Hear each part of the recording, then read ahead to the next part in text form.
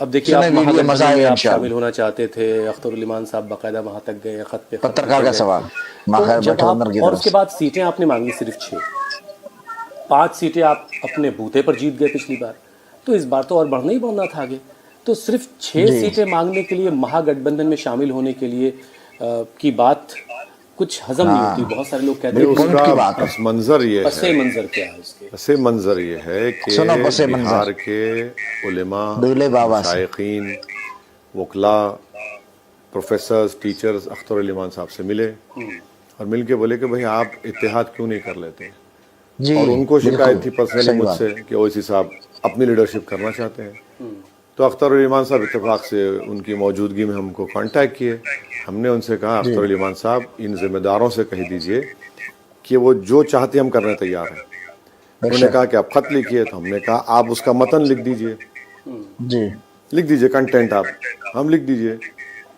تو ٹھیک ہے، اس کو لے کے اختر علی مان صاحب نے صرف راجد کو نہیں، جتنے پارٹیز 4 ہیں، سی پی آئی، سی پی ایم ایل، سب کو خط لکھا. راجد، ہاں اس وقت تو یہ ملا نہیں تھا، وی آئی پی پارٹی نہیں آئی تھی، چاروں کو جی لیٹر جی لکھے ان کے پریزیڈنٹس کو. پھر سب کو بعد لیٹر میں لکھ دیا. تیجسوی نے کہا کہ بھائی مجھے نہیں ہے، ہم کو نہیں معلوم تھا کہ والد کو خط لکھنے کے بعد افسوس. بیٹے کو بھی لکھنا پڑتا ہے.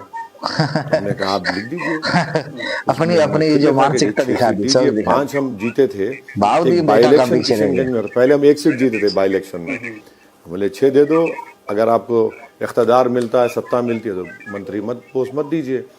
ہم یہ بولے کہ 371D کے تحت سیمانچل ڈیولپمنٹ کونسل کا بے ریزولوشن شک پاس کر کیا کے دلی بات بھی ہے. جائیے، تاکہ اس سے جو لوکل ڈیولپمنٹ سیمانچل کا ہوتا ہے ڈیولپمنٹ ہو. وہ سٹیک ہولڈرز کرتے ہیں ڈیولپمنٹ، نہ کہ پٹنہ میں بیٹھنے والے.